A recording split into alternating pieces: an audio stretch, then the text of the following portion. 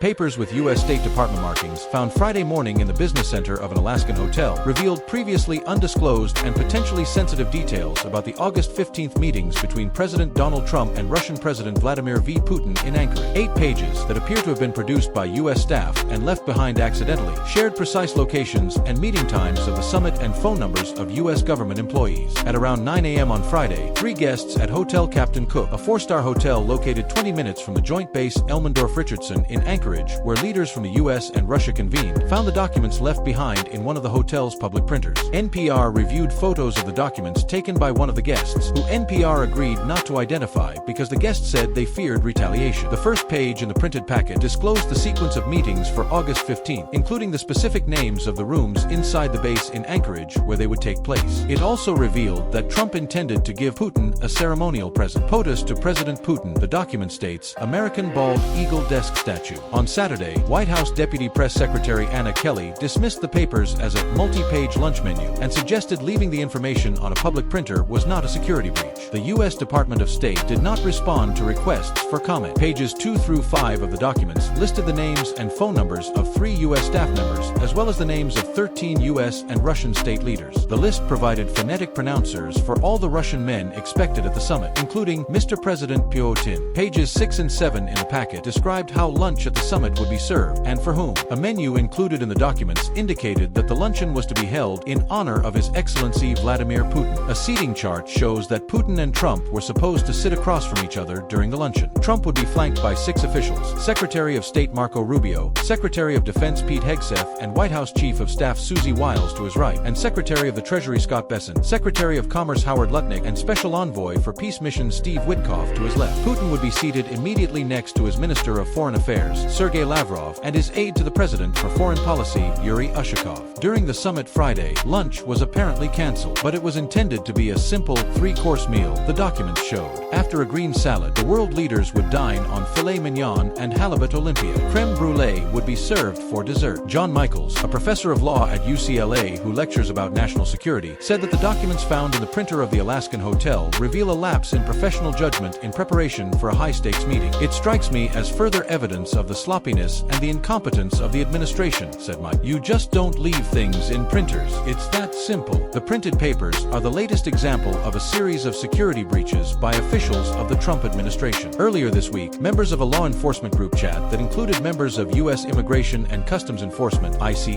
added a random person to a conversation about an ongoing search for a convicted attempted murderer. In March, U.S. national security leaders accidentally included a journalist in a group chat about impending military strikes in Yemen.